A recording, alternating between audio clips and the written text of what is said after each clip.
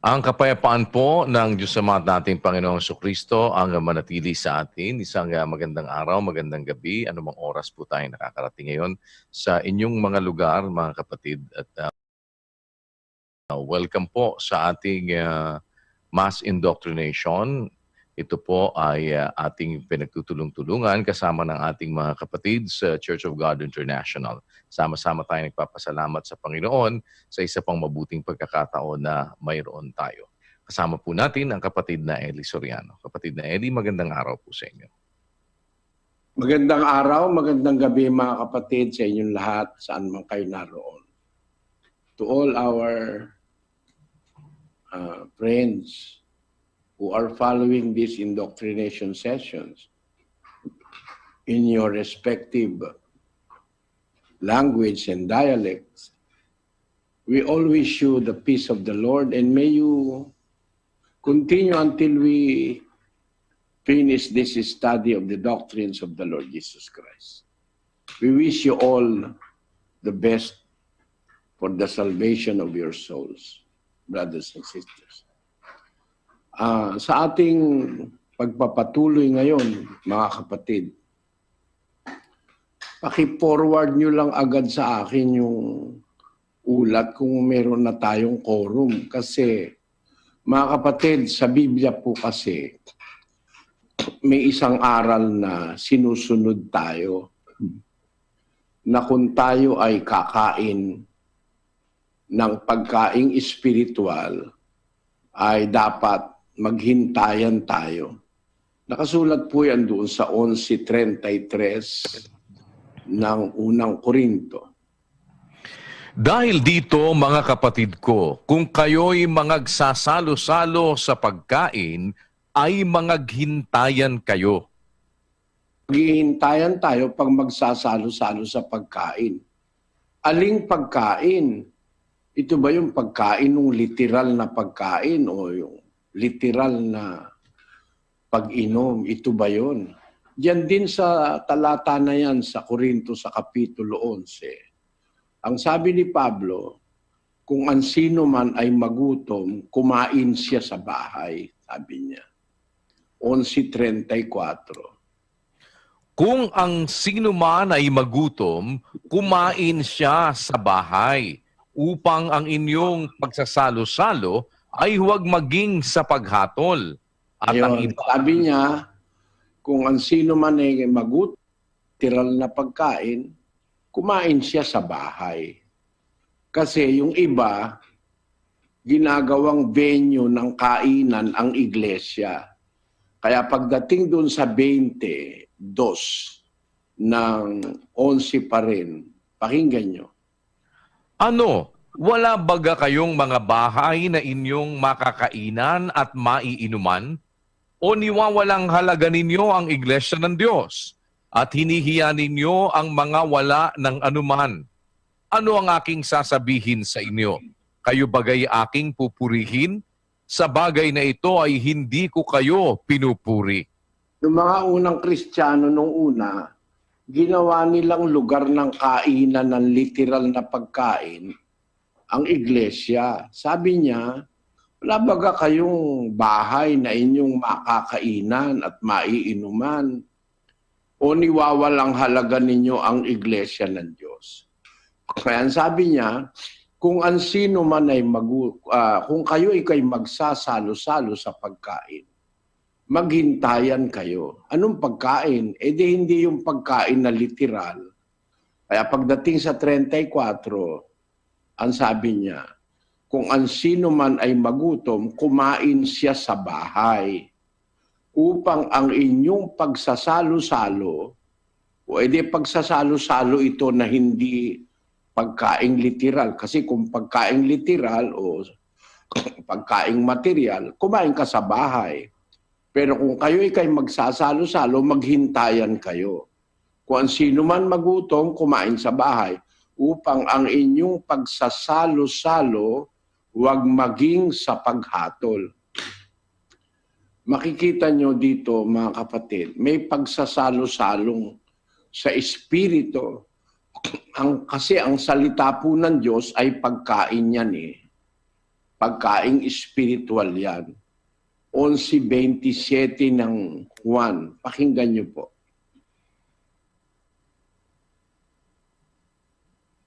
Magsigawa kayo hindi dahil sa pagkaing napapanis, kundi dahil sa pagkaing tumatagal sa buhay na walang hanggan, na ibibigay sa inyo ng anak ng tao, sapagkat siyang tinatakan ng Ama sa makatwid bagay ang Diyos. Ayon, sabi niya, magsigawa kayo hindi dahil sa pagkaing napapanis. So mayroong dalawang klase ng pagkain. May pagkaing napapanis. Yun yung material na pagkain. Pero ang dapat, gumawa kayo ang wika, hindi dahil sa pagkaing napapanis, kundi dahil sa pagkaing tumatagal hanggang sa buhay na walang hanggan. Ang pagkain po na yan ay ang salita ng Diyos. Nandun sa Mateo, Kapitulo 4, versikulo 4. Datapwat siya'y sumagot at sinabi, nasusulat, hindi sa tinapay lamang mabubuhay ang tao, kundi sa bawat salitang lumalabas sa bibig ng Diyos. Yun pong tinapay ay literal na pagkain yun eh. Nabubuhay ka dahil kumakain ka. Yung iyong katawan nabubuhay sa tinapay. Pero meron po tayong bahagi ng ating pagkatao na hindi literal o hindi material. Ang ating pong pagkatao binubuo ng dalawa. Isang material, isang espiritual. Yung ating kaluluwa at katawan ay espiritu po, ay yung kaluluwa at espiritu, yan po hindi literal. Kung yung pagkain nating yung ating katawan na literal o material, nabubuhay sa pagkain ng tinapay, meron namang dapat mabuhay sa pagkain o pagtanggap ng salita ng Diyos. Yun po yung bahaging espiritual ng ating pagkatao. Maari, hindi na ituturo sa inyo, pero meron po tayong bahaging espiritual. Ang tawag po dyan, doon sa 2 Korinto 4:16. Kaya nga, hindi kami nanghihimagod, bagamat ang aming pagkataong labas ay pahina, ngunit ang aming pagkataong loob ay lumalakas sa araw-araw. Ayan, meron po tayong dalawang pagkatao. Kumbaga sa gulong, merong exterior, may interior. Ang sabi ni Pablo, hindi kami nanghihimagod.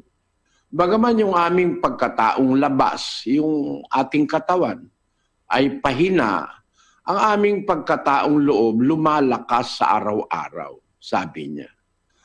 Ibig po sabihin, meron tayong dalawang bahagi ng pagkatao. Pagkataong labas, yung katawang laman, at pagkataong loob. Ano po yung pagkataong loob? Nandun po yun sa 1 Pedro 3:4. Subaybayan nyo lang. Wala po akong ideya na sarili.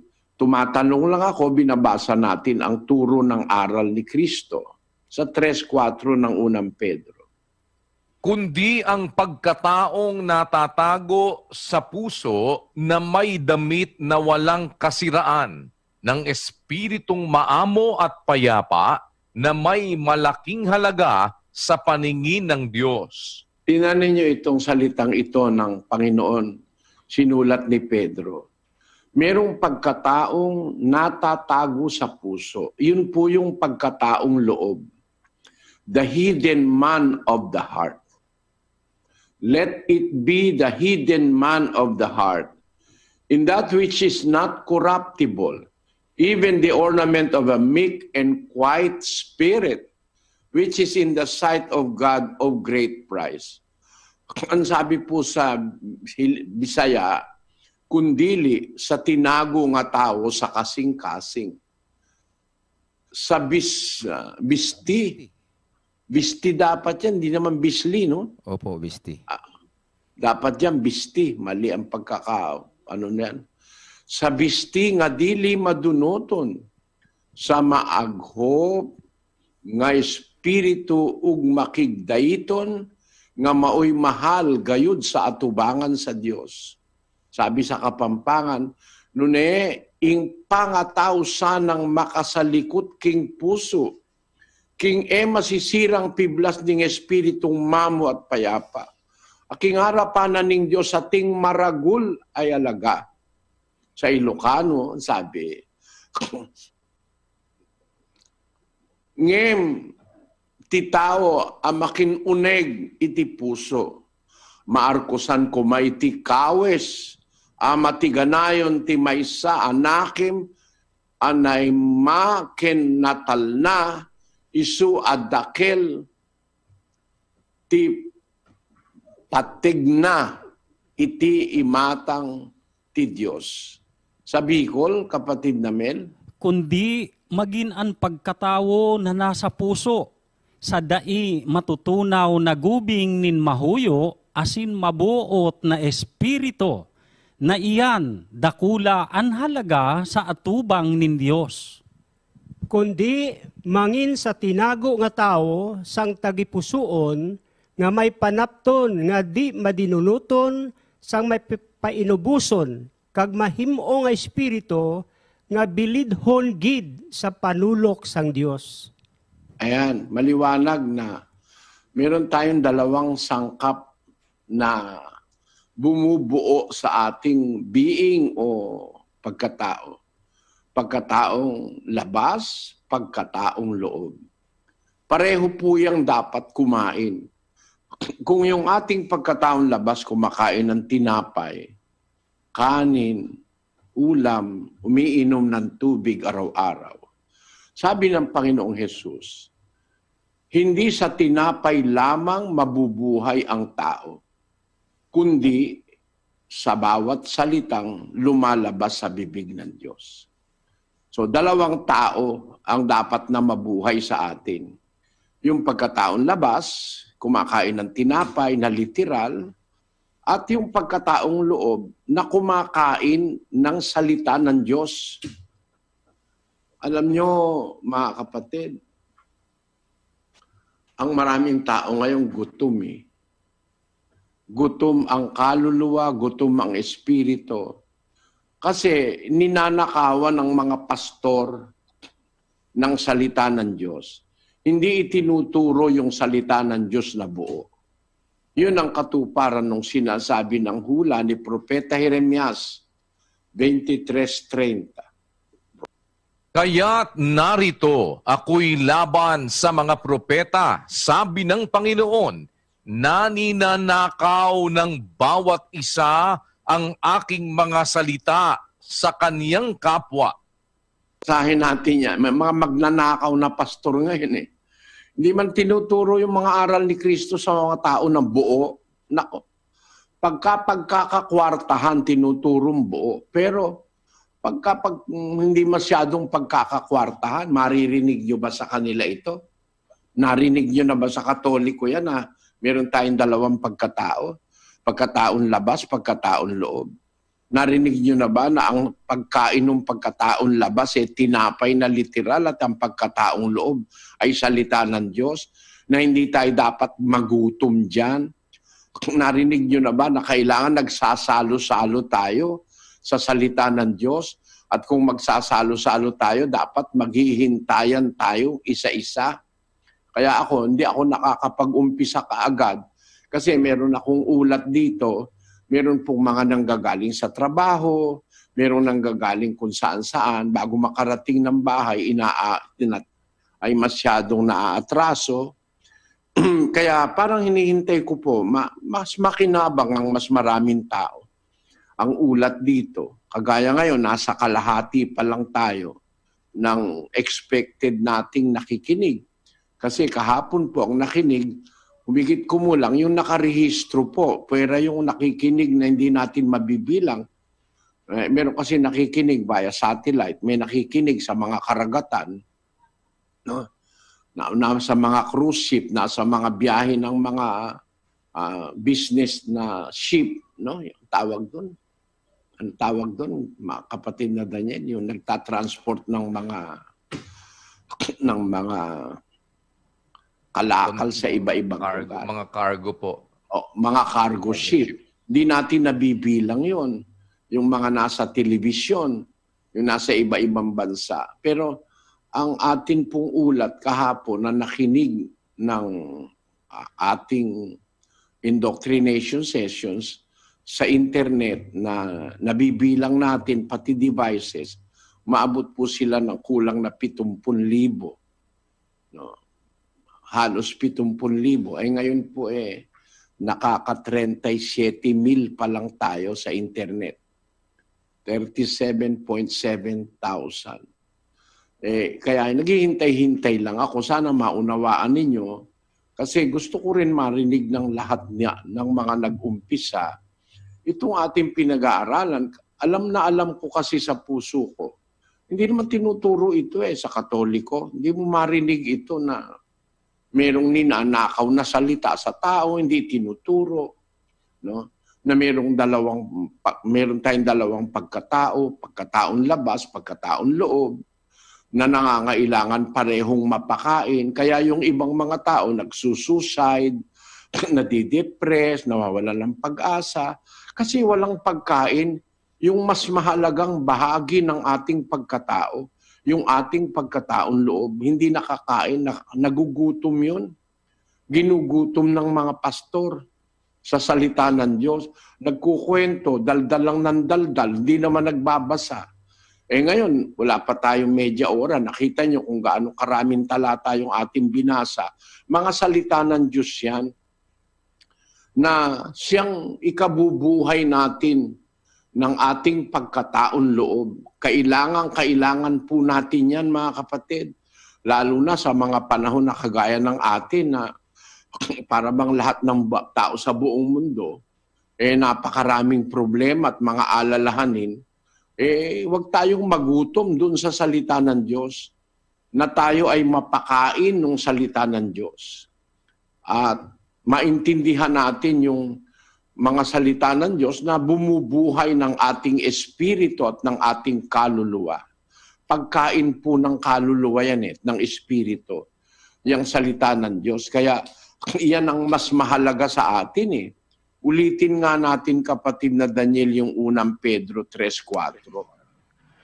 Kundi ang pagkataong natatago sa puso na may damit na walang kasiraan ng espiritong maamo at payapa na may malaking halaga sa paningin ng Diyos. Ayon, mas malaking halaga sa paningin ng Diyos yun.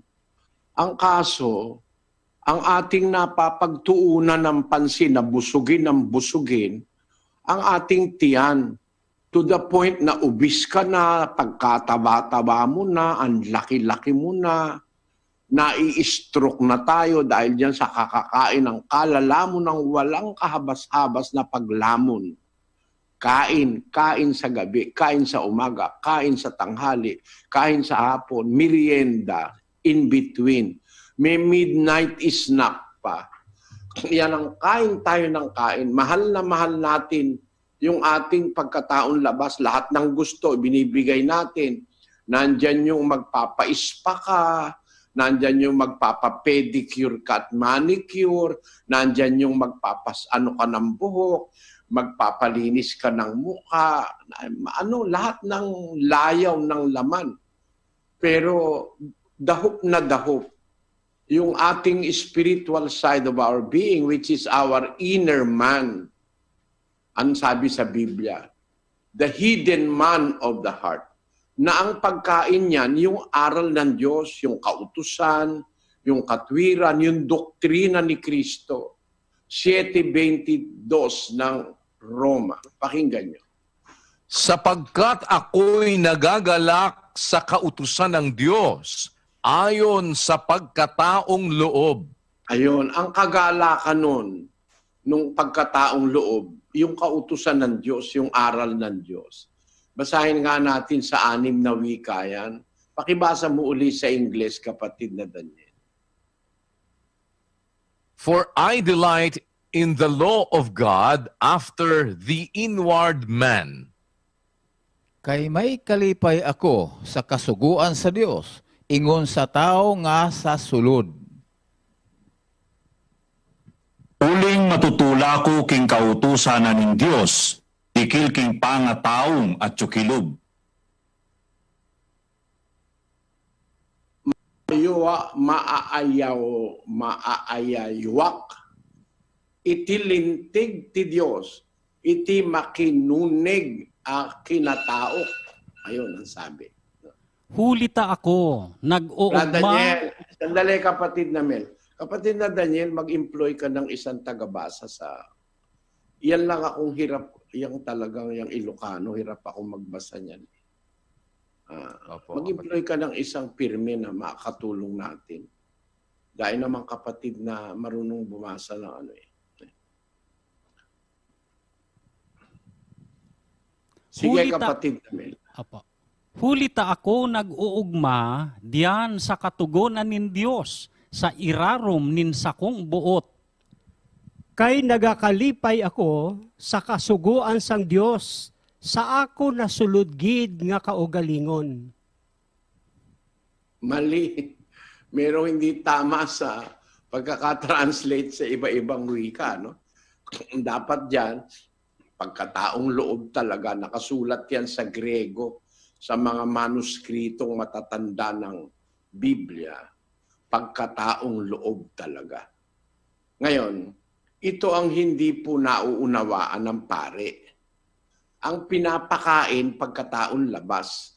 At di umano, ang ipinapakain daw nila yung katawan ni Kristo, yung ostya. Ito po, napakamaling aral ito. Papakainin mo ng ostya. Saan pupunta yung ostya? Pupunta ba yun sa puso? No? Yun bang pumapasok sa bibig na literal na pagkain? Pumapasok ba yun sa puso? Nasa puso yung pagkataon loob. Palamunin mo ng palamunin ng ostya. Hindi naman pumapasok sa puso yun. Saan pumapasok yun? 15:17 ng Mateo. Pakinggan nyo. Hindi pa ba ganinyo nalalaman na ang anumang pumapasok sa bibig ay tumutuloy sa tiyan at inilalabas sa daanan ng dumi? Di nyo ba alam, sabi ni Kristo sa mga apostol, na ang anumang pumapasok, anuman, whatsoever, anumang pumapasok sa bibig, ang tuloy sa tiyan, hindi sa puso, lalabas sa puwet, sa daanan ng dumi. Ang ipinakain mo, sa bibig mo ipinasok, ang tuloy niyan sa tiyan, di naman sa puso yan eh. Tanyo, ito naintindihan ba ito? Sa 2,000 taon ng Iglesia Katolika, na ang ipinapakain nila, hindi papasok sa puso. Kaya ang mga tao, nakakaawa, nagugutom sa spiritual na pagkain. Kasi hindi ang passage o ang entry ng spiritual na pagkain ay sa bunganga, hindi ron. Ang entry ng salita ng Diyos sa tenga. Dapat iparinig mo sa tenga. 34:3 ng Job. Pakinggan nyo. Sapagkat ang pakinig ay tumitikim ng mga salita, gaya ng ngalangala na lumalasa ng pagkain. Ang pagkain na literal sa ngalangala, lumalasa yan sa bibig. Pero ang pakinig, tumitikim ng salita. Sa pakinig yan. Kasi ang pananampalataya nanggagaling sa pakikinig. 10:17 Roma. Pakinggan nyo. Kaya nga, ang pananampalataya ay nanggagaling sa pakikinig at ang pakikinig ay sa pamamagitan ng salita ni Kristo. Itong simpleng katotohanan ito, naintindihan ba ito ng lahat ng paring Katoliko mula sa Papa hanggang sa kaliit-liitang dipensor Katoliko? Naintindihan nyo ba ito? Na dalawa ang pagkain, dalawa ang kakain sa ating pagkatao. Yung isang pagkain, papasok sa bibig. Pupunta sa tiyan, lalabas sa puwet. No? Yung isang pagkain, papasok sa tenga, pupunta sa puso. Yung salita ng Diyos. 119:11 ng awit. Pakinggan nyo. ang salita mo'y aking itinago sa aking puso upang huwag akong magkasala laban sa iyo. Sa puso ang salita. Paano nakapasok sa puso? Nakinig ka ang passage o ang entry ng espiritual na pagkain sa tenga, sa pakinig, no? Sa kaisipan. Diyan ang passage ng espiritual na pagkain. Diyan mag-i-enter. Ang ginawa ng pare, pinakain daw, katawan daw ni Kristo yun. At may milagro raw na yun daw, arena na yun, yung ostya, nagiging katawan daw ni Kristo. Palagay mo ng katawan ni Kristo yan. Saan pumasok? Sa bibig. Pumasok, pumunta sa tiyan. Lalabas sa daanan ng dumi. Saan nandun ngayon yung Kristo mo? Nasa CR. At kung wala kang CR, kapatid, gaya ng mga nasa probinsya, kung minsan, doon na lang sa bukid dumudumi, pagkadumi, sinalisihan ka ng aso, kawaawa naman yung Kristong tinanggap mo. Nag-end up sa aso. Mag-isip kayo ng spiritual, logic, mag-isip kayo ng scientific. Kahit sa anong paraan, mali ang ginagawa ng Katoliko. Na ang ipinapakain ay pagkain pumapasok sa bibig, na ang destino'y sa tiyan at lalabas sa daanan ng dumi. Ang pagkain, dalawang klase. Hindi lamang sa tinapay na bubuhay ang tao, kundi sa bawat salita na lumalabas sa bibig ng Diyos. Yan po. At yan ang ating pinagsasalu-saluhan. Yan po ang ating introduction ngayon, mga kapatid. Kapatid na Josel, natuto ka sa introduction. Opo, Brother Eli, napakaganda po nito. Kaya tinatanong ko kasi, ito si Brad Josel, dating sakristan ito sa Katoliko. Sila ang taga-ubos ng lahat ng sumosobrang ostya. Sila rin ang naglalasing dun sa mompo nung pare pagkatapos ng misa. Sige nga, ikaw na nga bahala magsalita. Opo, kapatid na Eli, kasi pananampalatayang Katoliko po yan talaga eh. Lumaki po ako dyan sa pananampalataya na yan. Nagsakristan po ako, gawain talaga namin po yan sa kumbento. At yun nga po, tungkol sa ostya, paniniwalang Katoliko po talaga yun. Yung isinusubo ng pare sa bibig ng mga nagkukomunyon, sinasabi po yan, bawat isa, katawan ni Kristo, katawan ni Kristo. Sumasagot po yung mga tao, amen. Sa paniniwala mong may spiritual po doon sa tinapay na yon. Pero hindi po pala, Brother Eli, dahil talaga namang totoo po ang sinasabi ng Panginoon Kristo sa 15:17 po ng Mateo na yung pumapasok po sa bibig, yan po ay tumutuloy sa tiyan, hindi sa puso. At yan po lalabas sa daanan ng dumi. Samantalang yung naipakita nyo nga po na dalawa po ang nasa ating mga tao, may pagkataong loob, may pagkataong labas. May pagkain pong spiritual na yun ang napakahalaga. At yung pagkataong loob, yun din po ang mahalaga sa paningin ng Diyos. Ang pagkain niyan, hindi po dumadaan sa bibig, kundi sa pakinig. Pupunta yan sa puso. Kaya yun po ang napakahalagang bagay dito sa ginagawa natin, na kung hindi po sa ganitong paraan mabubuksan, hindi naman po namin maintindihan bilang Katoliko dahil hindi po ituturo ng pare. Kaya ako po, mula nung maintindihan kong ganon, tinigil ko na po yung pagsasakristan kahit hindi pa po ako naaanib noon, na naumpisahan ko pa lang pong makinig na sa inyo, ayaw ko na pong magpunta ng simbahan, hindi na po ako nagsasakristan kasi bahagi po kami doon katabi kami ng mga pare pagka nagseserbisyong ganyan. Sa mga misa, mahirap pong makibahagi pa sa ganun, mali. Nawala na po ako ng gana noon. Naintindihan ko pong hindi po ganun ang totoong pagkain na dapat makarating sa ating mga tao. Yung salita ng Diyos na tumatagal, hindi napapanis. Tatagal ito hanggang sa buhay na walang hanggan, dapat makarating sa ating mga puso sa pamamagitan po ng pakinig, Brother Eli. Ganun po, salamat po sa Diyos. Kaya sa bagong tipan, mga kababayan, ang ini-emphasize ng Panginoong Hesus at ng mga alagad, yung salita, espiritual. Pag sinabing pagkain, hindi lahat ng pagkain isinasaing o dinadala sa bakery, niluluto. Pag sinabing pagkain, merong pagkain espiritual, 6:63 ng Juan. Ang Espiritu nga ang bumubuhay, sa laman ay walang anumang pinakikinabang. Ang mga salitang sinalita ko sa inyo ay pawang espiritu at pawang buhay.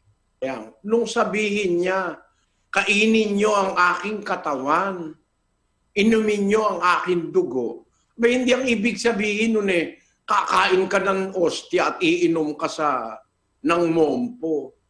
Spiritual yon, sabi niya, ang espiritu nga ang bumubuhay. Sa laman walang anumang pinakikinabang. Ang mga salitang sinalita ko sa inyo, pawang espiritu at pawang buhay. In English it says, it is the spirit that quickeneth. Quickeneth what? Bumubuhay ng alin? Bumubuhay ng pagkataon loob. Spirito. The flesh profiteth nothing. The words that I speak unto you, they are spirit and they are life. Sabi sa Bisaya, Ang espiritu mao ang nagahatag sa kinabuhi. Ang unod walay kapuslanan bisan sa unsa. Ang mga pulo nga kapusnan, Opo. Ranieri, kapusnan.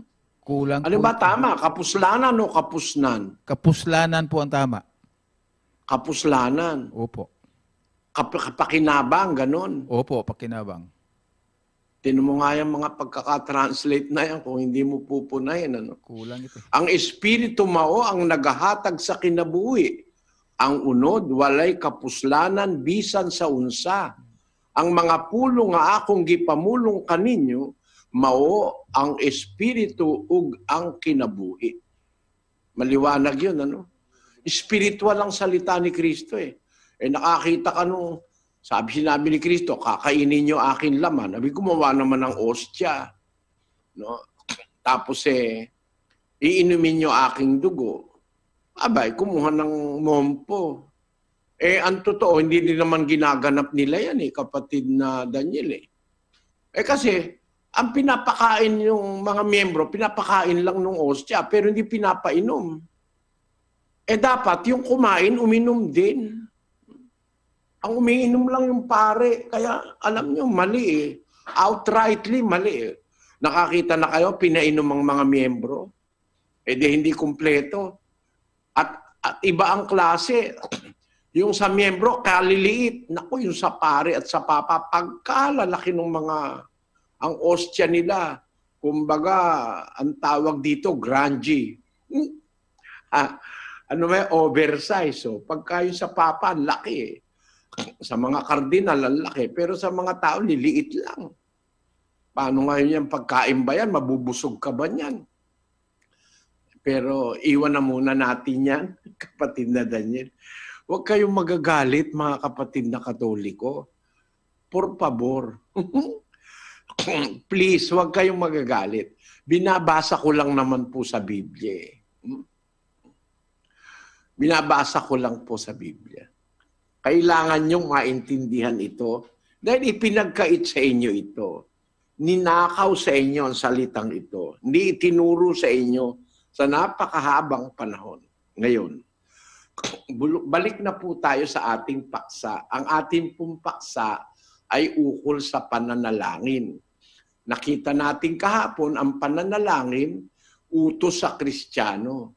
Obligasyon mo ang ipanalangin lahat ng tao, pati kaaway, pati nasa pamahalaan.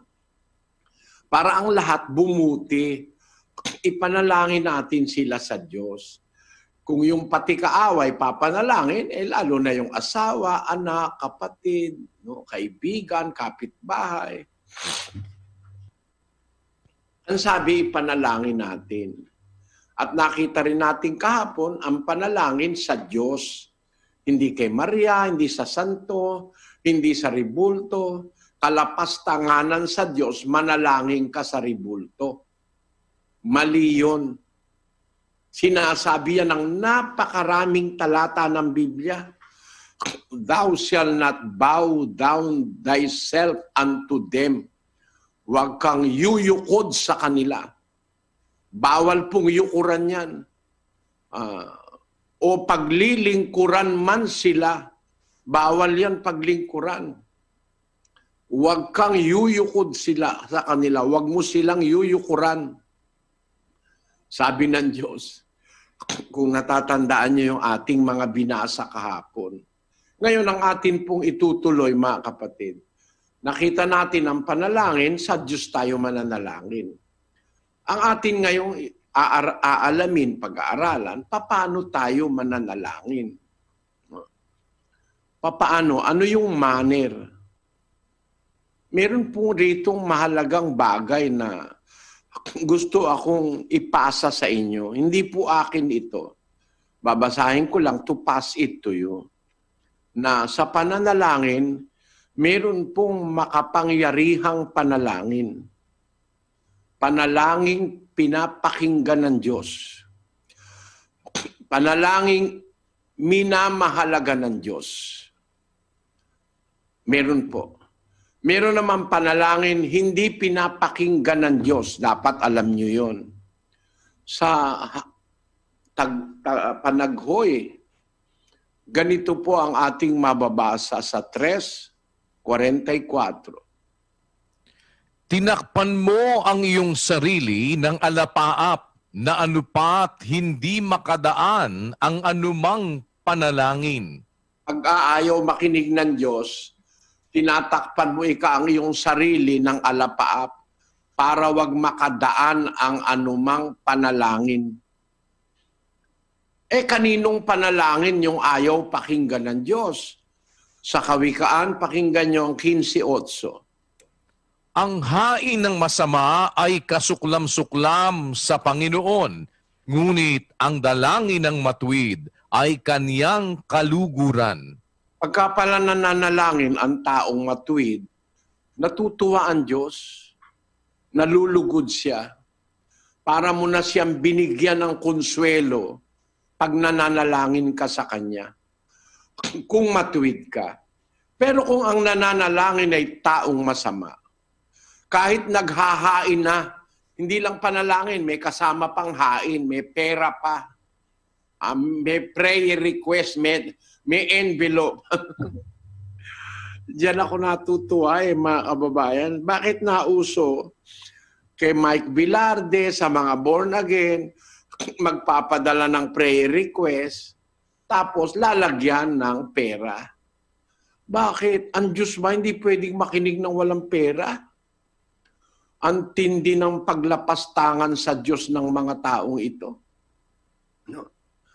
Panalangin, may bayad o may kasamang konsiderasyon. Kaya meron silang prayer request, love offering. Panalangin. Mga kababayan, mag-isip kayo. Kung hindi ito sang napakalaking kawalanghiyaan ng mga relihiyon. Ang Diyos kasi, ang kailangan niya, ang matuwid ang manalangin sa Kanya.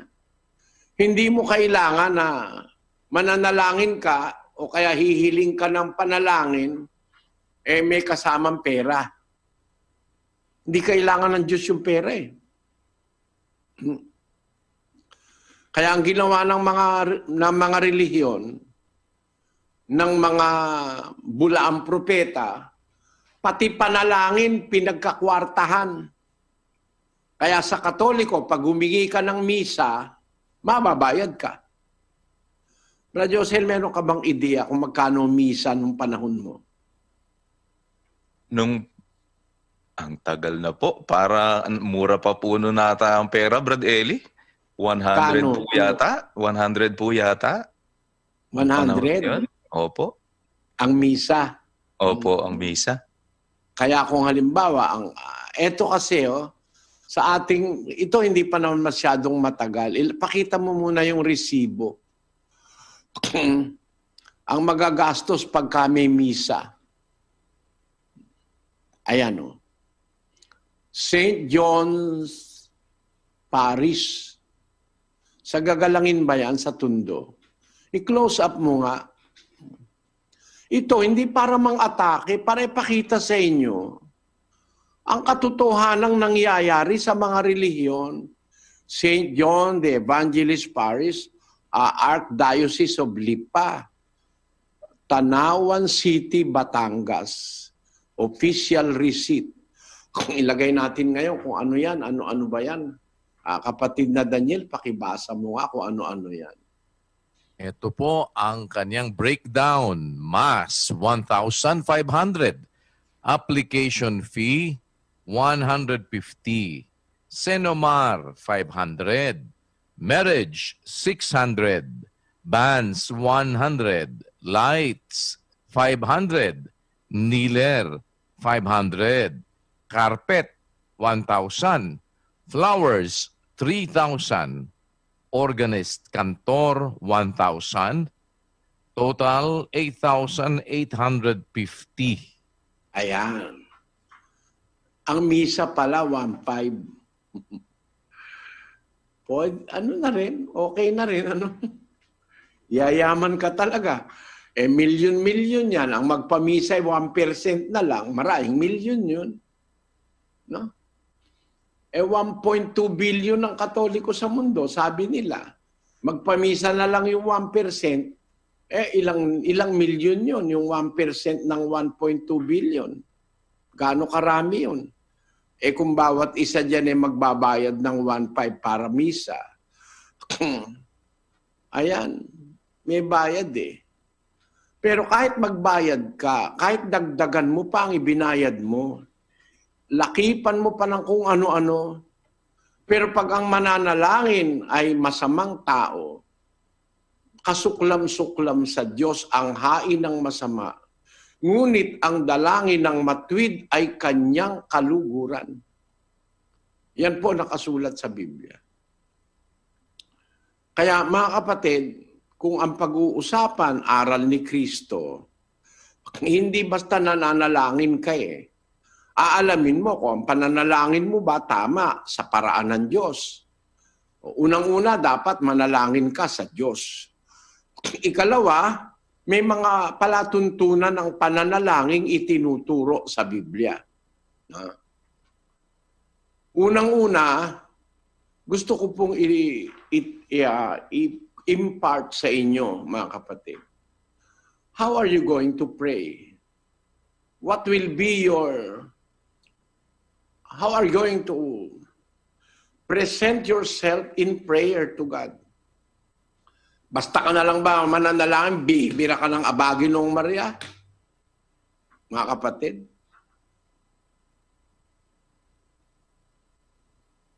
Ganun ang ugali natin Basta na lang mananalangin, hindi mo naman lang mag-iisip kung katanggap-tanggap ba sa Diyos yung kondisyon mo. At ikaw ba nasa tamang sitwasyon?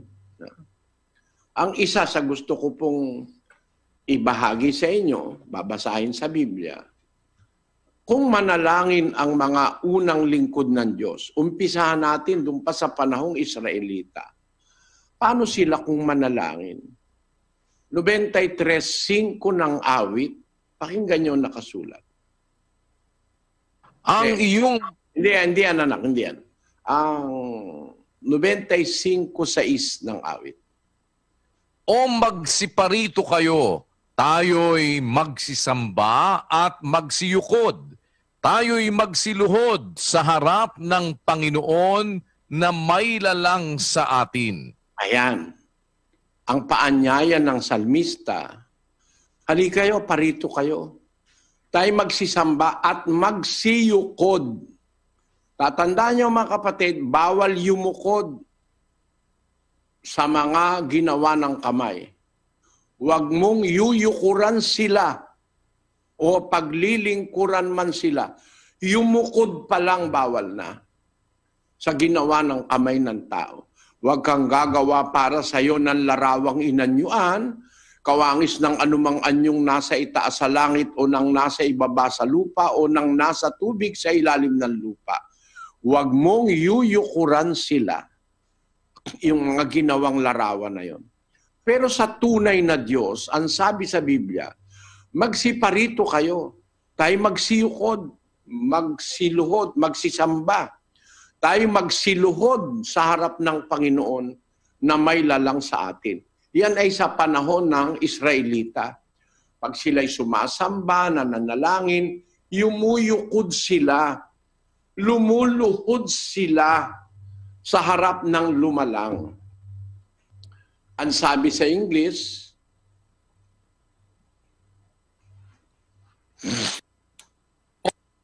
O come, let us worship and bow down. Let us kneel before the Lord, our Maker. let us kneel, let us bow down, let us worship before the Lord, our Maker. Yan po ang nakasulat sa aklat. Na yan ang sinabi ni Kristo kay Satanas. Nang tinutokso siya ni Satanas, ibibigay ko sa iyo lahat ng kaharian sa mundo. Kung yuyuko ka sa akin, luluhod ka sa akin. Ha? Kung magpapatira pa ka at sasambahin mo ako, sabi ng Diablo. Ang sagot ng Panginoon Kristo, binasa na natin ito kahapon. Humayo ka, Satanas, sapagkat nasusulat, sa Panginoon mong Diyos sasamba ka, at siya lamang ang iyong paglilingkuran.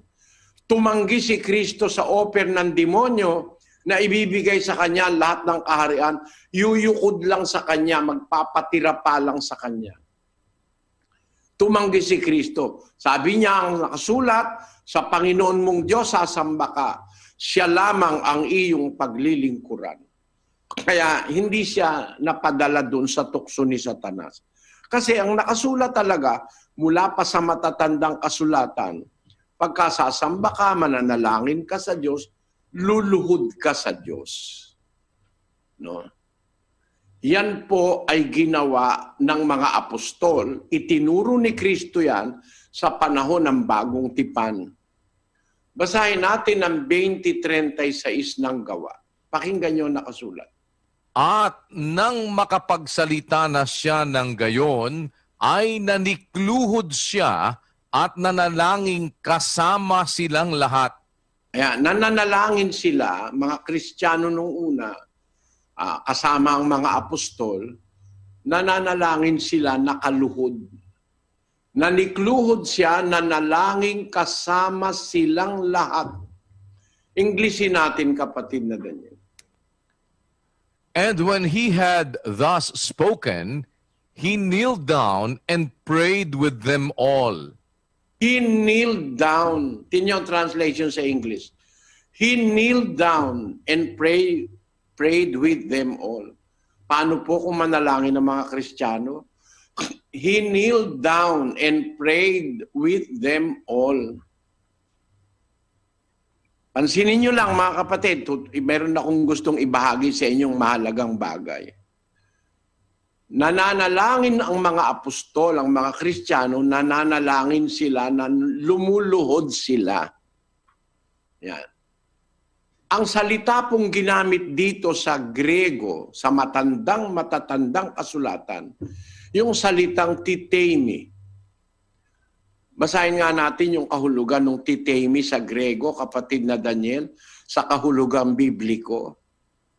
Titemi, a prolonged form of a primary word, which is used only as an alternate in certain tenses, to place in the widest application, literally and figuratively, properly in a passive or horizontal posture. And Ayan. thus, Yung po palang titemi, in the widest application, literally and figuratively, properly in a passive horizontal posture.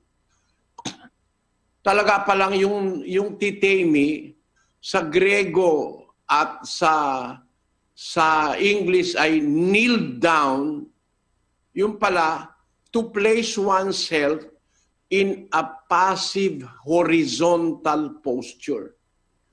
Ang paninikluhod po pala, magiging horizontal ka, magbabow down ka na bawal mong gawin sa mga Diyos-Diyusan. You are going to bow yourself down. At ito, isang katotohanan na hindi tinuturo ng mga pare. Yung paninikluhod na proper na paninikluhod. Kasi yung paninikluhod, sabi sa Biblia, yun po nanggaling sa salitang ugat na tiklop tuhod. Kaya manikluhod, parang shortcut. Parang yung salitang sanlibutan. No? Yung sanlibutan, nanggaling sa salitang isang libutan. Kaya nung i-shortcut, sanglibutan. Yung nasa Bibliang sanlibutan, kung titignan mo yung salitang ugat sa Tagalog, isang libutan, isang libot yun. Ang ibig sabihin, talagang ang mundo bilog. Isang libot eh. Ewan ko kung alam ni Brad Josel yan, Kapampangan si Brad Josel. Yung salitang isang libot, doon ang galing yung sa salitang isang libutan. Yung salitang isang sambahayan, yun, doon ang galing sa salitang sambahayan. Bakit sambahayan? Isa lang na sambahayan, isang pamilya. No? Gaya rin ng salita na nanikluhod, galing yun sa salitang nagtiklop tuhod. Pagka ang tuhod mo, itiniklop mo, abay mapapababa ka talaga. Ang magiging itsura mo, horizontal. Ito po yun, no? Pakinggan, panoorin nyo mga kapatid. Pag itiniklop mo talaga na nakatiklop yung tuhod mo, mapapayuko ka at yung ulo mo nandito sa sa sahig, no? Ang ulo mo naka-horizontal ka. Yan din ang orihinal na wikang ginamit doon sa mga matatandang manuskrito ng Hebreo. Yung sinasabi sa awit na, halika kayo, tayo magsisamba, tayo magsiyukod. Sabi doon sa awit 95, tayo'y magsiluhod. Ang ginamit pong salita, kaura. Sa Hebrew, ang salita ay kaura. Ang kahulugan ng kaura, kapatid na Daniel, ay Kaura, a primitive root to bend the knee, by implication to sink, to prostrate, bow down self, bring down, low, cast down, couch, fall, feeble, kneeling, sink, smite, stoop down, subdue. Ayan. Maliwanag po ang sinasabi ng Biblia. Ang mga pari kasi nag-aral ng Latin. Meron daw nag-aral ng Hebreo at saka ng Grego. Ba't di nyo tinuturo kung naintindihan nyo? Na mula pa sa matandang tipan, ang paraan ng pananalangin sa Diyos ay kaura o pagluhod, to prostrate. Kaya nga magiging horizontal ka eh. To bring down oneself, to cast down, couch, fall, no? Kneeling, sink. Kaya horizontal eh, hindi vertical eh. Ito nyo mga pare, naka-vertical kung lumuhod. Tama ba yan? Oh, yan, vertical yan eh. 90 degrees yan eh. Hindi naman nakatiklop ang tuhod mo dyan eh. Kasi kung itutiklop mo talaga yung tuhod mo, maninikluhod ka na ang kahulugan eh, magtitiklop ka ng tuhod, mapapalagay ka sa isang lugar na, sa isang pwesto o posisyon na nakasink ka, naka-horizontal ka, hindi ka naka-vertical. Yun na yun ang kahulugan din sa bagong tipan ng salitang titemi. Ang sabi ng sa titemi is figuratively, literally, and properly is to place oneself in a passive or horizontal posture. Ayan, gaya po nung ipinakita ko sa inyong posisyon. Magrego, ma-Ebraiko, ang sinasabi iisa. Pagka tayo sasamba, mananalangin sa Diyos, maninikluhod tayo. Yun ang ginawa ni Pablo. Yun ang ginawa ng mga apostol at ng mga unang Kristiyano. Ginawa rin ni Kristo. Pakinggan nyo sa isang talata ng Mateo 26:39. Ito po nakasulat. At lumakad siya sa dako paroon, at siya'y nagpatira pa at nanalangin na nagsasabi, Ama ko, kung baga maaari ay lumampas sa akin ang sarong ito, gayon may huwag ang ayon sa ibig ko, kundi ang ayon sa ibig mo. Englishin natin yan, kapatid na Daniel. Going a little farther, he fell with his face to the ground and prayed, My Father, if it is possible, may this cup be taken from me, yet not as I will, but as you will. Ayan. He fell with his face to the ground and prayed. Ayan. So, gumawa siya ng posisyong titemi. Ang kanyang mukha naka sa ground. He kneeled down and prayed. Yan ang nakasulat sa Biblia.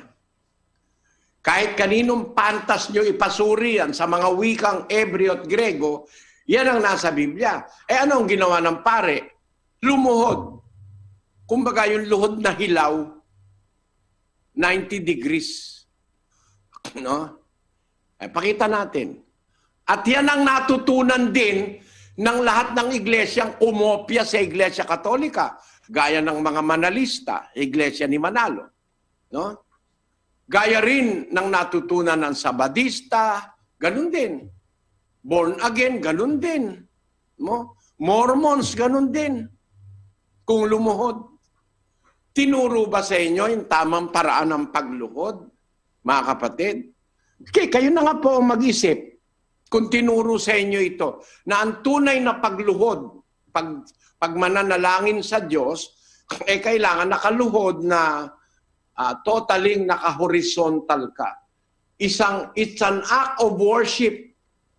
Isang akto o posisyon ng pagpapakita ng total reverence to God to whom you are praying. Nagpapakita ka ng buong pusong pagpapakumbaba. Gaya ng ating Panginoon Kristo mismo, anak na ng Diyos, nagpatira pa siya sa harapan ng Ama with his face on the ground. Ang liwanag sa English eh. Basahin nga natin yan sa iba-ibang translation, kapatid na mga kapatid.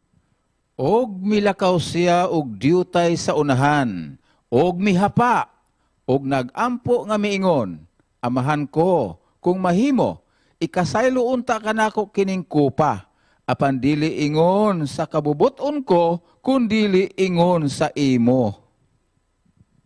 At sinulong yapang ditak at migsa kabiya at menalangin, nga nang sinabi, igpako nung malyari, paboren mong lumabas yaka ko iting kalis, makanyan man aliwaing kaburian kuyang malyari, nungay tangkeka. Ket nagnapay basit iti masangwanan, ket inruknoy na ti rupa na, ket nagkararag akon kunana. Ama, numabalin lumabas kumakanyak daytoy ako pa, ngem saan nakas iti kayat ko, no di ket kas iti kayat mo. Asin siya napainutanin kadikit, asin luminaob, asin namibi na ansabi, Ama ko, kun sukat, palihi sa sasako an ko pang ini. Minsan siring, bakong an buot ko, kundi an sa imo. Kagsang nakakadto siya sa uluunhan, naghapa siya. Kag nagpangamuyo, amay ko, kun mahimo, paligara sa akon ining tagayan, apang hindi suno sa buot ko, kundi sa buot mo. Ayun, maliwanag na maliwanag ang Kristo. Nagpakababa sa harap ng Ama eh. Anak na ng Diyos yan ha. Tayo, mga kapatid, so that we may merit the attention of our Lord, we have to show total reverence to Him. Dapat magpatira pa o magpakita natin sa Diyos na nananalangin tayo na may buong paggalang sa Kanya. Ang isang paraan diyan, yung ating posisyon na tayo ay maninikluhod. At yung paninikluhod, sa Diyos lang yan dapat gawin. Nasusulat, sabi ng Panginoong Kristo kay Satanas, sulat, sa Panginoong Diyos sasamba, siya lang ang paglilingkuran. Hindi siya lumuhod sa dyablo. Sabi niya, luluhod siya sa Ama. Kaya nga lumuluhod siya sa Ama ang Panginoong Kristo No? Siya lang ang paglilingkuran. Siya lang ang sasambahin. Sa Kanya ka lang luluhod. Huwag kang luluhod sa mga ginawang larawan ng kamay. Ginawa ng kamay ng mga tao. Huwag kang luluhod. Thou shalt not bow down thyself unto them. Yung kaura, huwag mong gagawin sa mga larawang inanyuan yung kaura. Na sa katumbas sa Bibliang, sa salitang Grego ay titemi, yung lubos na pagpapakumbaba sa harap ng Diyos. Ang tanong ko lang sa inyo, tinuro ba ito sa inyo? Ng mga paring nag-aral daw ng Latin, nag-aral ng Hebreo, nag-aral ng Grego, at ng mga iglesia ni Kristo na nagsasabi sila daw ang totoo, sila lang ang maliligtas, sa labas nila walang kaligtasan. Tanong ko sa inyo, natuto ba kayo ng tamang pagluhod? At kung yan ang pagkakilala nyo sa pagluhod, bakit kayo lumuluhod kay Manalo? Bawal lumuhod sa iba maliban sa Diyos. Okta mo, niluluhuran si Manalo ng mga ministro. Saan mo mababasa sa Biblia na kailangan ng ministro para tumanggap ng karapatan lumuhod sa harap mo? Ang mga apostol, may mga lumuluhod sa kanila, ayaw nila, hindi nila pinapayagan. Gis 25 ng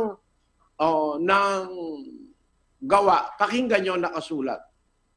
At nangyari na pagpasok ni Pedro ay sinalubong siya ni Cornelio at nagpatira pa sa kaniyang paanan at siya'y sinamba.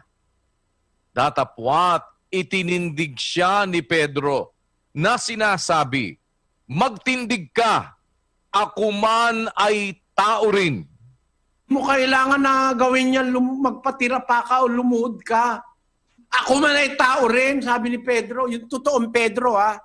Nako, ang mga pari ngayon, gustong-gusto na niluluhuran sila ng mga tao. Yung papa, niluluhuran yun.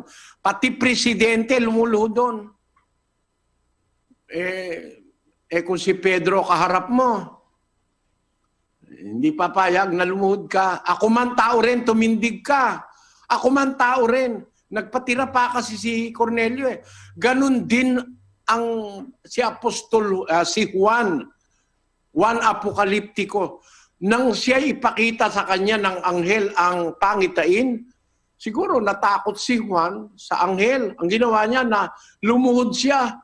Nagpatira pa, binawalan siya ng anghel. 22:8 ng Apokalipsis. At akong si Juan, ako ang nakarinig at nakakita ng mga bagay na ito. At ng aking marinig at makita, ay nagpatira pa ako upang sumamba sa harapan ng anghel na nagpakita sa akin ng mga bagay na ito. At sinasabi niya sa akin, ingatan mong huwag gawin iyan. Ako'y kapwa mo alipin at ng iyong mga kapatid na mga propeta at ng mga tumutupad ng mga salita ng aklat na ito. Sumamba ka sa Diyos. Ayun, sumamba ka sa Diyos. Huwag kang luluhod sa akin, sabi nung anghel. Nagpatira pa kasi Juan sa harap ng anghel Huwag mong gawin yan. Kasi act ng pagsambayan Yang pagluhod at yang pagpapatira pa, isa po yung akto ng pagsamba. At yan naman Tinatanggap naman ng iglesia ni Manalo yan. Na yun daw pagluhod, pagsamba na raw yun. No?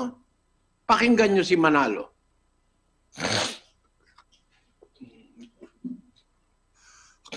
Teka muna, kapatid na Ramil, may sinasabi ba tayo noon hanggang ngayon na lahat na lang ng pagluhod ay pagsamba? At sa Biblia po, yung pagluhod, katumbas yun, pagsamba.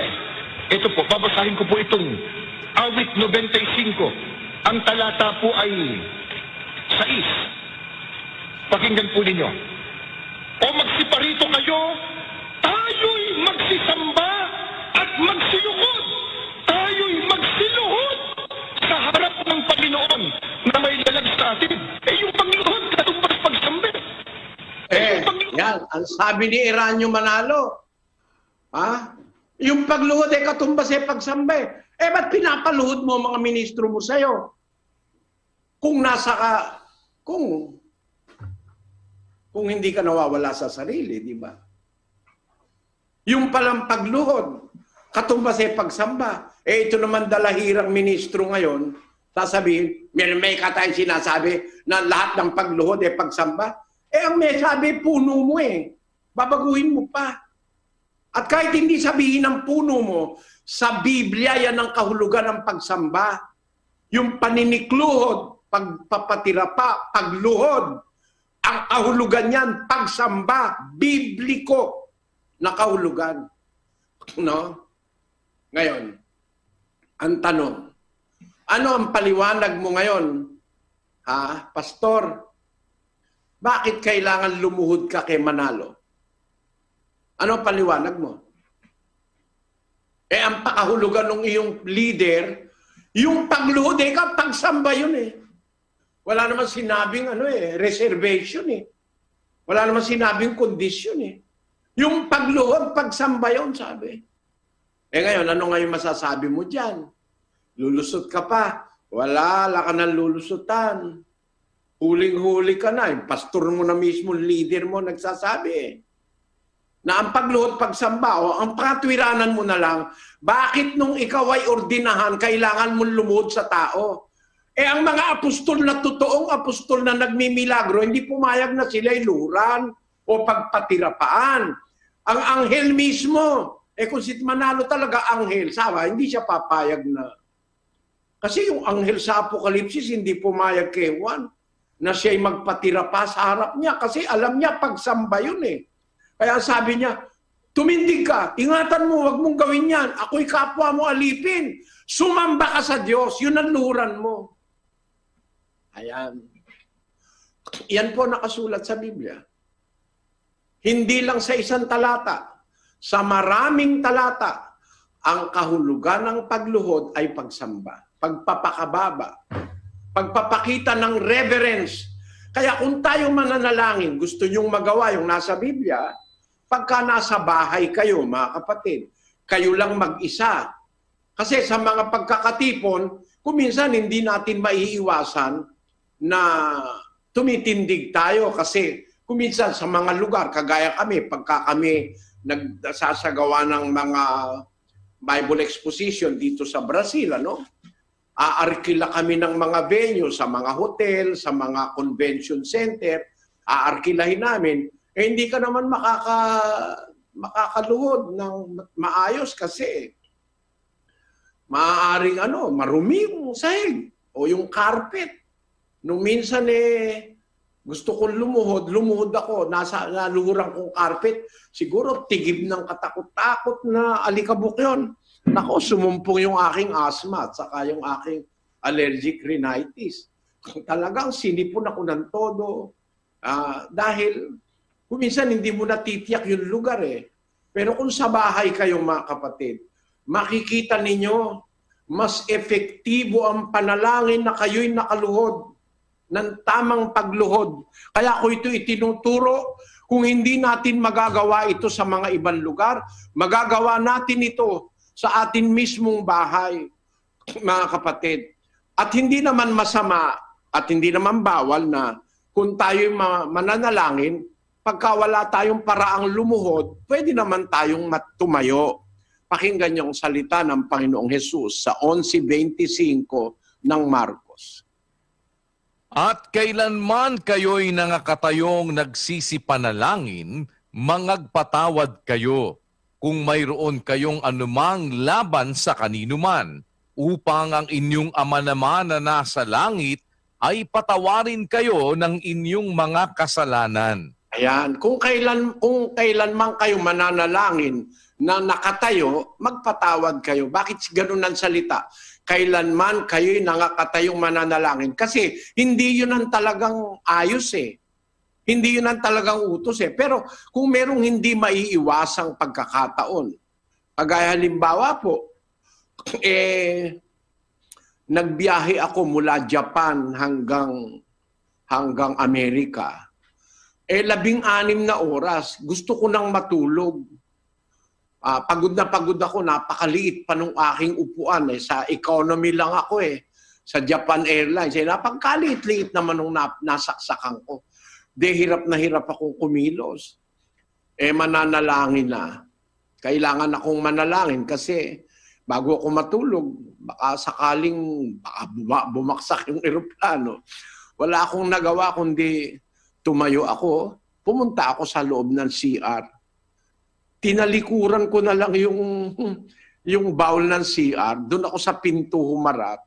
Sabi ko, saka ako nanalangin. Walang nakakakita sa akin. At least naganap ko. No? Yung aking obligasyon bago ako matulog, manalangin muna ako sa Diyos.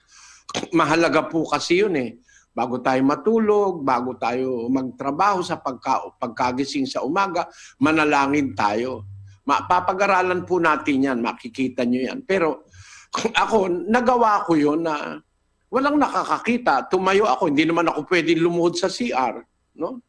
Hindi naman ako kagaya ng alagad ni Almeda, nagbo-broadcast kami dun sa DCME, kahit dun sa pasilyo ng DCME, dumadaparo, nananalangin. Nung minsan nagmamadali ako dahil oras ko na, sila ang kasunod ko, oras ko na, andun pa sila sa studio, sa booth. Pagpasok kong ganun, buti na lang nakita ko, kunti ko nang maapakan, pala nananalangin, nakaluhod doon. Akala mo kanila yung istasyon. Kunti kong maapakan, umatras na lang ako, kahit na blanko yung ere, kasi dapat na akong mag-air, nakasara yung kapirasong pinto papunta sa booth, yung pala nananalangin doon yung ministro. Pinapakita pa rin sa mga technician doon. Alam nyo, hindi naman ganun dapat ang paraan Kaya pagka mananalangin ka, papakita mo. Tapos, gayon nung trabaho ng mga nagbabanal-banalang ipokrito sa panahon ni Kristo, pinapakita talaga yung pananalangin nila. At nakatayo pa talaga para makita. Sa 6:5. Basahin natin kay Mateo.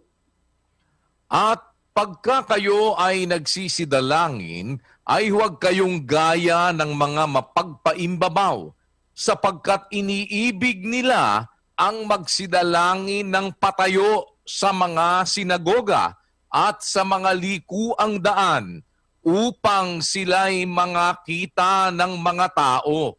Katotohanang sinasabi ko sa inyo, tinanggap na nila ang sa kanila'y ganti. Bawal pala ni Kristo yun yung papakita mo pa yung pananalangin mo Pagka kayo nagsisidalangin, huwag kayong gaya ng mapagpaimbabaw. Sabi ng Panginoong Hesus, sapagkat iniibig nilang magsidalangin ng patayo sa mga sinagoga. Bakit sila tumatayo? Kasi kung luluhod sila, kagaya nung tamang pagluhod, hindi sila makikita sa labas ng mga dumadaan. They love to pray standing in the synagogues and in the corners of the streets, that they may be seen of men. Verily I say unto you, they have their reward. Tinanggap na nila ang kanilang ganti. Ganti sa mga mapagpaimbabaw. Ganti ng mga tao. Hindi ganti galing sa Diyos. Kaya yung pananalangin po, maselan yan May disiplina si Kristo dyan Pagka ang Kristiyano mananalangin, hindi tayo dapat pumaris dun sa mga mapagpaimbabaw na pinakikita pa yung panalangin. Tingnan nyo ngayon, di ba tayo nananalangin online, kapatid na Josel? Opo, Bradeli. Pinapakita ba tayo? Hindi po eh. Kasi hindi naman tayo pwedeng hindi magsasalita sa panalangin para marinig ng kapatiran, makasama sila sa panalangin. No? Pero never na nagpakita tayo.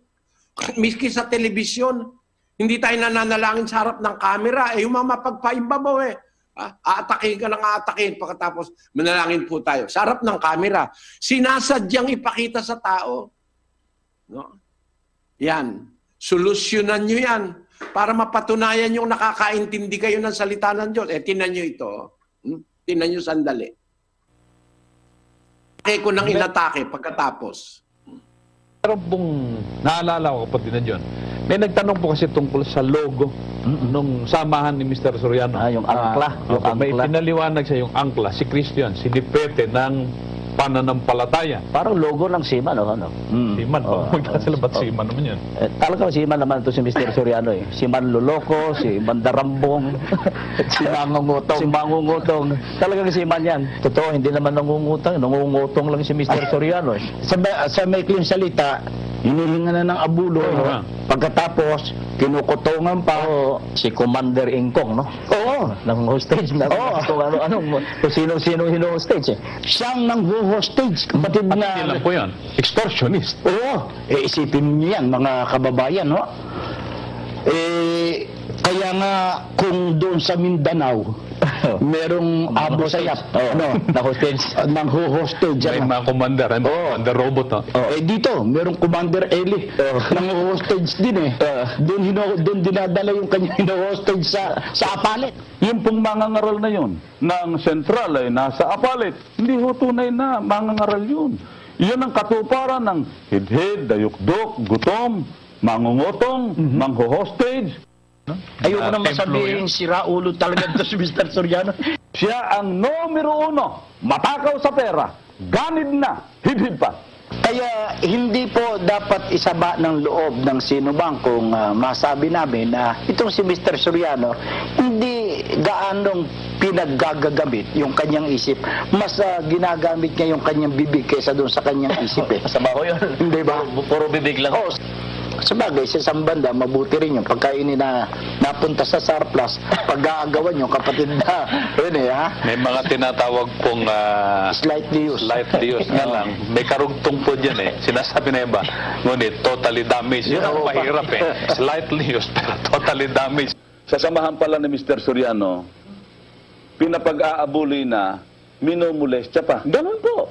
Inuutangan, sabi na sa iba't termino, inuutangan. Gamitin na natin, minumulestya sapagkat alam naman natin, di ba bayaran ni Mr. Soriano yan eh. Inuutangan na, inuutakan pa. Ganun po. Wala na ibang konklusyon. Yung amo mo mandurukot at kasama ka roon sa mga mandurukot, sa grupo ng mandurukot. Kaya Mr. Soriano at yung mga kasama mo, ano ba yun naman itong ating pag-uusap na ito? Parang ang kausap natin ito ay bangag eh. At sana po makita ninyo kung magkakano na ang mga nakuha ni Mr. Soriano, nahuthot ni Mr. Soriano sa kanyang mga kaanib. Alam po ninyo mga kababayan, parang gusto na po namin maniwala doon sa sinasabi ng iba. Kapatid na rin para daw nakabato o durog itong barkada ni Mr. Soriano. Nakakulimbat ha? Oo, 2 taong nga nangungulimbat ng illegal, Mr. Soriano. At saka napapansin ko, kapatid na Paul, talagang tuso ito si Mr. Soriano eh. Hindi ba pang huhut-hut yan? Talagang nanguhutot ito si Mr. Soriano. Nahihibang yata ito si Mr. Soriano. Sagutin mo. Tuso ka talaga. Di ba panloloko yan? Mamamalagi ba kayong susunod sa ganyang uri ng tao? Sinungaling na. Sira Paulo. Tayo po ay mananalangin. Mahabaging Diyos. Tayo po ay mananalangin, inaanyayahan namin kayo. Panginoon na aming Diyos. Pagkatapos manlait ng kapwa at saka mananalangin. Tingnan nyo ugali nitong mga manalistang ito. Papakita pa sa telebisyon na nanalangin sila. Tiyak na tiyak yan ang katuparan ng mapagpaimbabaw eh. Nananalangin ng patayo. Bakit sila patayo kung manalangin? Kasi utos ni Manalo, pag mananalangin, dapat nakatayo. Hindi kagaya ng utos ni Kristo na kung pwede kang makaluhod, dapat lumuhod ka. Pero sa kanila, laging patayo. Basahin natin ang aral nila ng Iglesia ni Cristo ng 1989, kapatid na Daniel, isinulat ni Eranio G. Manalo, page 16. Isama ninyo ang damdamin ninyo kapag nananalangin ang kapulungan. Sino man sa mga nangangasiwa ng pagsamba ang nangunguna. Tumayo kayo ng maayos at pumikit sa panahon ng pananalangin. Utos ni Manalo, tumayo kayo pag nananalangin. Alam niyo mga kapatid, yan, utos ng tao yan, tumayo. No? Kay Kristo, mula pa sa matandang tipan hanggang sa bagong tipan, ang pagpananalangin, kaura sa matandang tipan, sa bagong tipan, titemi. Pagluhod, pagyukod, pagpapakita ng paggalang sa Diyos. Kung magagawang ganon at ipinahihintulot ng pagkakataon, pwede ka lang tumayo pagka hindi pa hihintulot. Alam nyo, wala akong alam na ang iglesia ni Manalo, merong pagkakatipo na nanalangin ng paluhod eh. Laging patayo. Kahit sabihin pang, ang linis ka ng aming kapilya. Malinis? Kung talaga malinis, ba't di kayo lumuluhod? Wala, patayo lagi. Pero may okasyon akong nakita na sila nakaluhod kay Manalo. Nabawal ng Biblia. Hindi tayo dapat lumuhod sa tao o sa kanino mang iba maliban sa Diyos. No? Sabi nga ng pasyon na kinopya sa Biblia ni Padre Mariano Pilapil, ang liwanag. Sukat mong maalaman sa sulat na papalaman ang poong Diyos nga lamang, siyang dapat naluhuran at sambahin gabi't araw. Ang poong Diyos lamang, mga kababayang Katoliko. Huwag kang luluhod sa tanso, sa ginto, sa bato, sa kahoy. Huwag kang luluhod kung kani-kanino, kapatid. Huwag kang luluhod sa tao. Tao rin yan. Sabi ni Pedro kay Cornelio, hoy, tumindig ka. Tao rin ako. Huwag kang lumuhod sa akin. Sabi ni Pedro, aba, ito namang mga puno ng relihiyon ngayon, tuwan-tuwa pag kami lumuluhod sa kanila, binibigay pa ang kamay.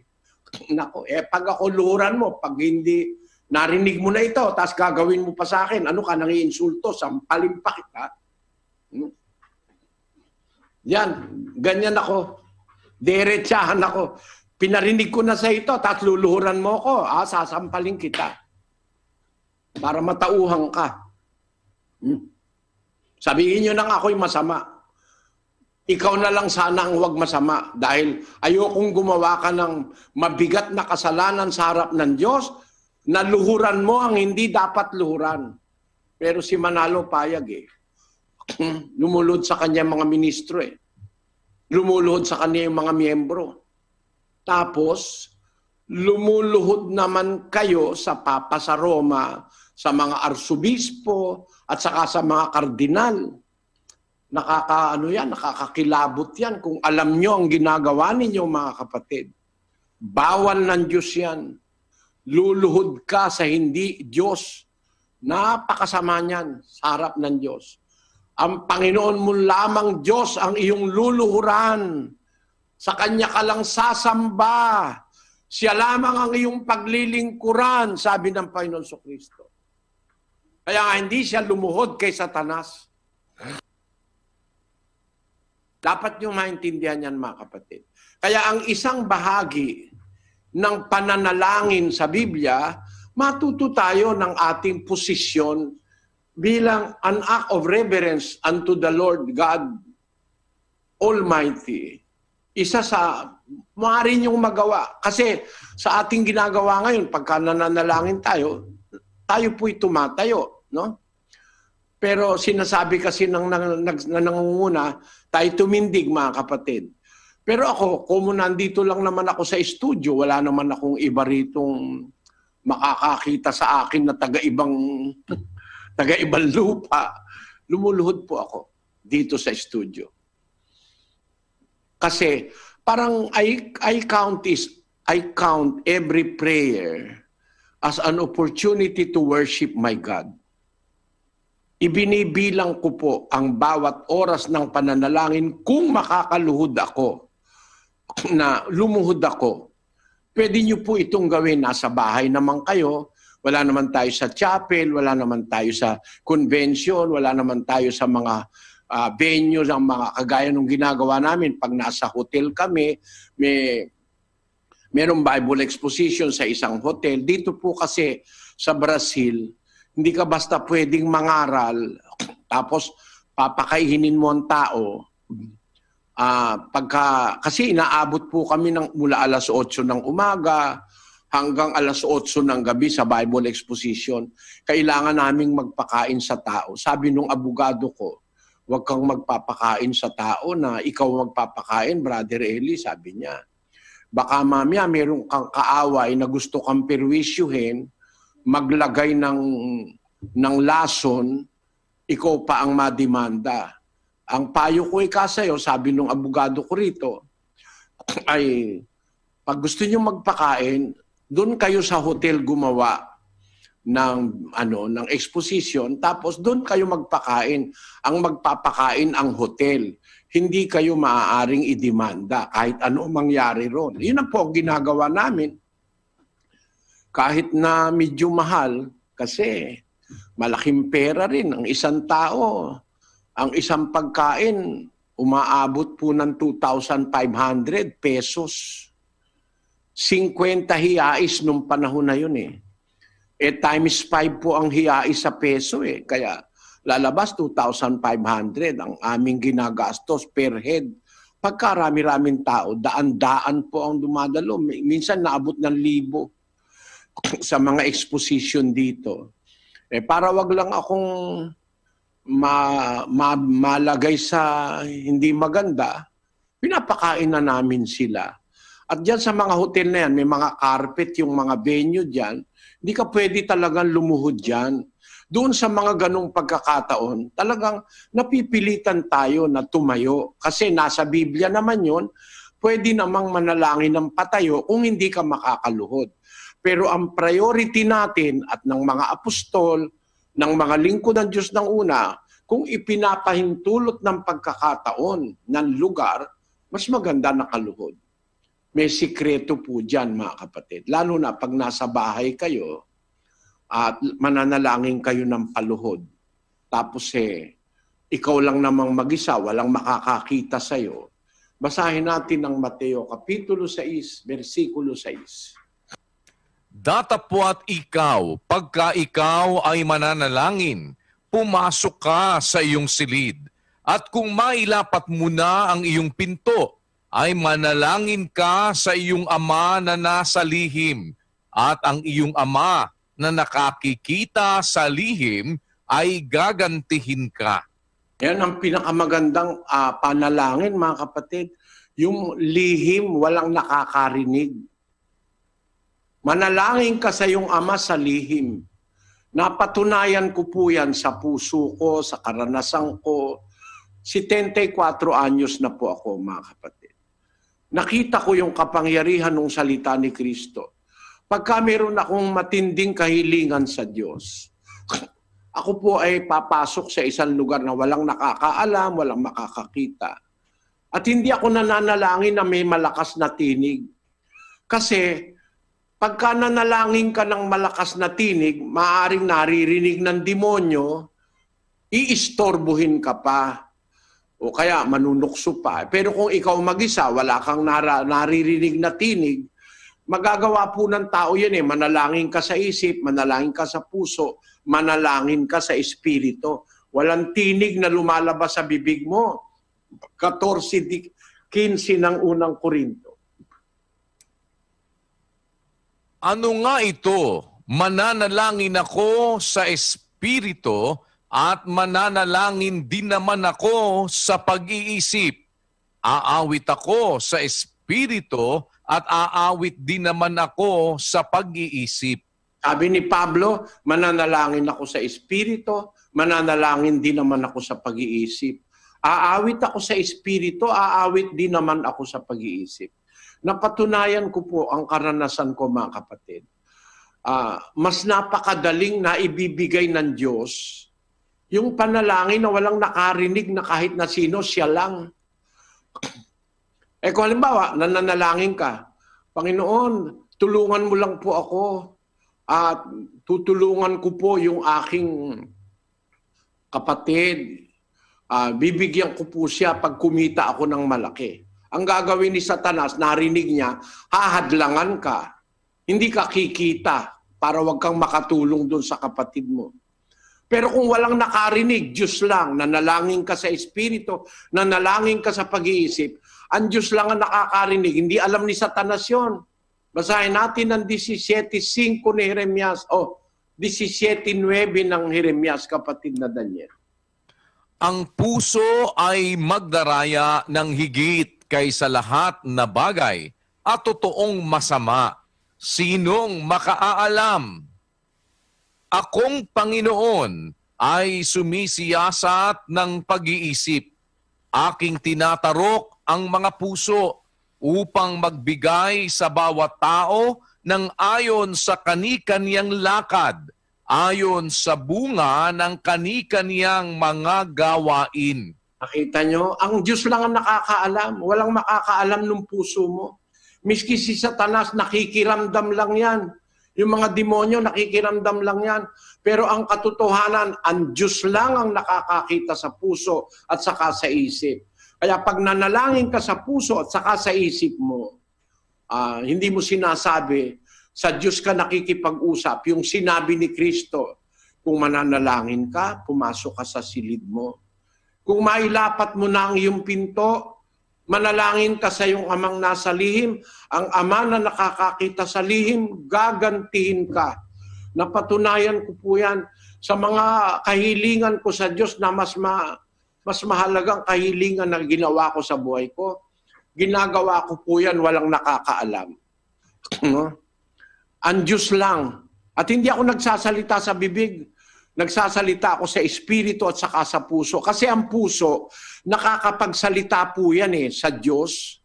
Sa 5 ng Ecclesiastes, versikulo 2. Huwag kang pakabigla ng iyong bibig at huwag magmadali ang iyong puso na magsalita ng anumang bagay sa harap ng Diyos, sapagkat ang Diyos ay nasa langit at ikaw ay nasa lupa. Kaya't pakauntiin mo ang iyong mga salita.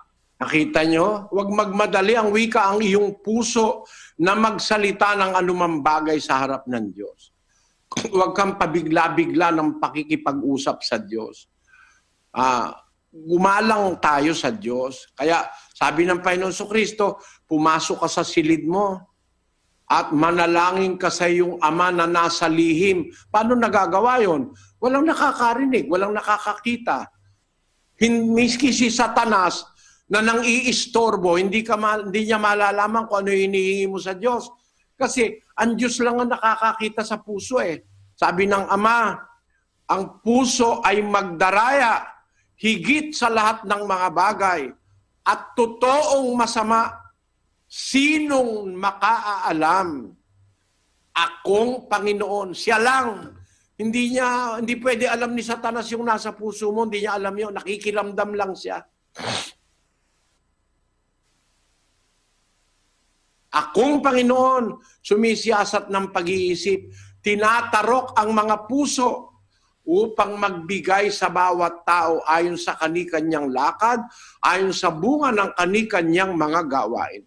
Kaya kung meron kayong mahigpit na pakiusap, ang sikreto mga kapatid, para kayo pakinggan ng Diyos, ipanalangin nyo sa Diyos na walang makakaalam. Siya lang. Siya lang ang dapat nakakaalam. Kasi pati si Satanas di niya malalaman pag nanalangin ka ng nasa lihim, sabi ng Panginoon Jesucristo, manalangin ka sa iyong ama na nasa lihim at ang iyong ama na nakakakita sa lihim, gagantihin ka. Huwag kayo ikang paparis dun sa mga mapagpaimbabaw na nanalangin na patayo para makita pa ng mga tao. Nilalagyan pa ng mic sa mga liku ang daan. Ako, yung mga Katoliko, magpuprosesyon, meron pang paputok, meron pang mga, anong tawag doon? Banda. Anong tawag doon? Musiko. Banda ng musiko. Talagang pinagkakasigaw-sigaw yung Ginong Maria, punong-puno ka na. Ano ang papakinabangin nyo ron? Meron ba tayong papakinabangin doon? Wala.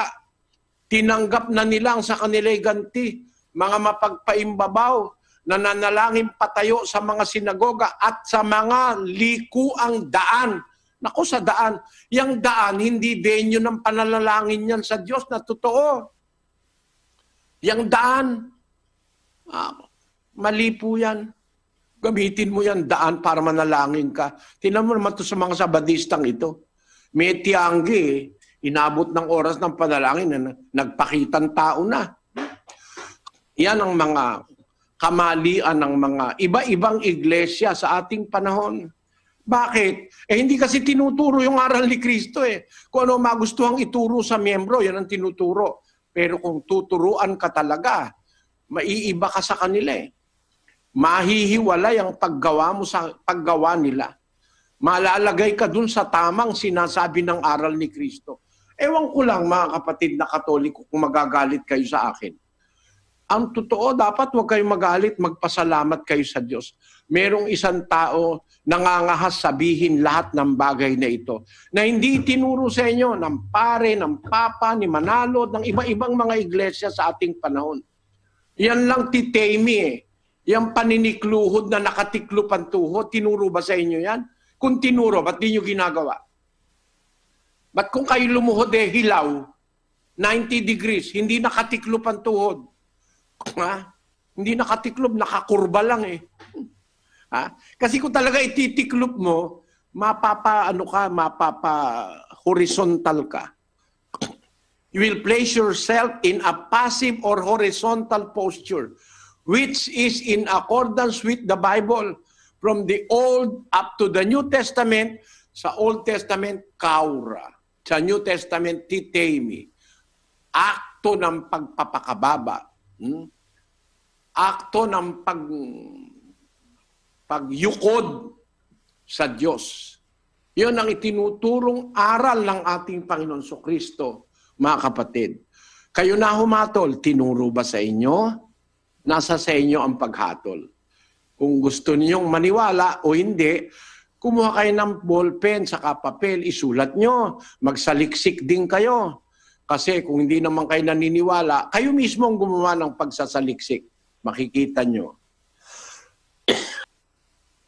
Nasabi ko yung totoo. Bigyan natin ng pansin ang nasa social media, kapatid na Daniel.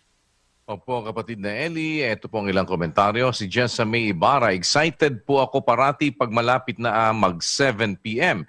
Kasi gusto ko po lagi makarinig ng aral ng Diyos. Maraming salamat po, Brother Eli, Brother Daniel. Gusto ko din po maging kaanib na ng iglesia.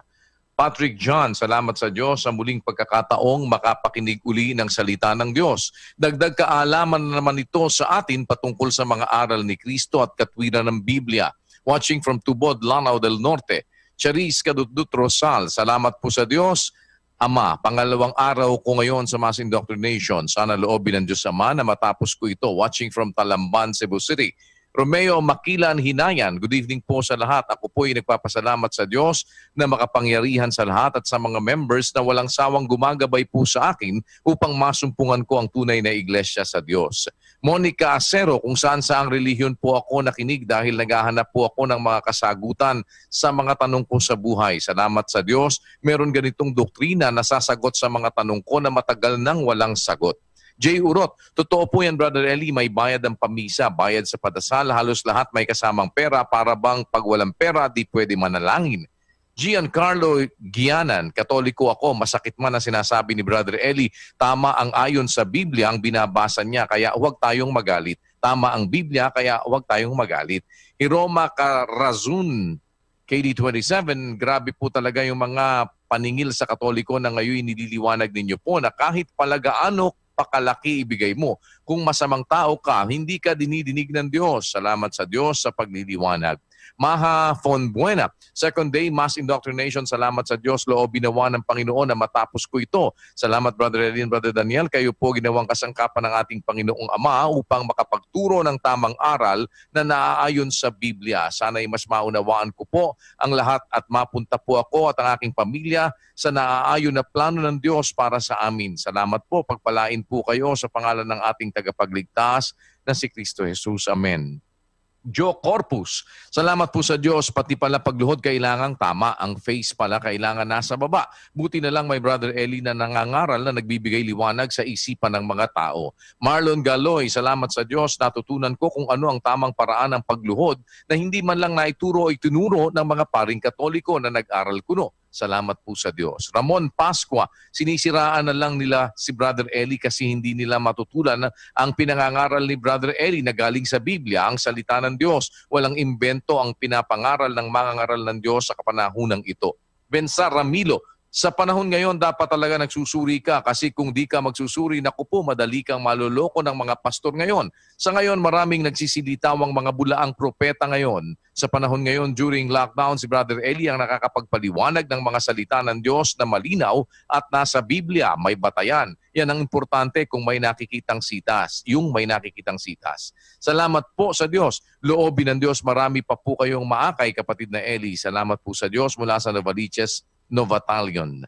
Tintun Aldevera Almendra, sa Born Again, available pa rin ang ikapuo 10% na dapat pala ay magbigay galing sa puso. Hay, gulay, sa awa ng Panginoon na liwanagan ako. Shena Destajo, salamat po sa Diyos, Brother Eli, dami niyo po turo sa akin na talagang tumimo sa aking puso. Pinagbago niyo po ang aking puso, ang dating madilim na puso ngayon maaliwalas na po dahil sa mga aral na inyong pinaunawa sa akin. Salamat po sa Diyos. Nyonita San Juan Oliveros, may katwiran po si Brother Eli. Sorry na lang kung may medyo tinatamaan. Nag-research po si Brother Eli. Katoliko po ako pero dito ko po naunawaan ang tamang pagdalangin. G. Datulaita. Good evening po Brother Eli, Brother Daniel. Salamat po sa Diyos. Matagal na din po ako nakikinig sa inyo. Maraming salamat po dahil na bago ako, iniwan ko na po ang mga gawain kong masasama. Yan po kapatid na Eli, ang ilan sa mga social media reactions. Po sa inyong lahat, mga kapatid. At sana huwag kayong makalimot, bukas po uli kung loloobin ng Diyos. Bukas ba, kapatid na Daniel? Opo, kapatid na Eli, tuloy po tayo bukas. Bukas po uli kung loloobin ng Diyos. Huwag niyo sanang absenan nito. Lagi po kayong makinig. Maragdagan ang ating kaalaman sa aral ni Kristo na ipinagkait sa atin ng maraming mangangaral sa ating panahon. Tayo po'y umawit ng isang himno para sa ating pagtatapos at pananalangin.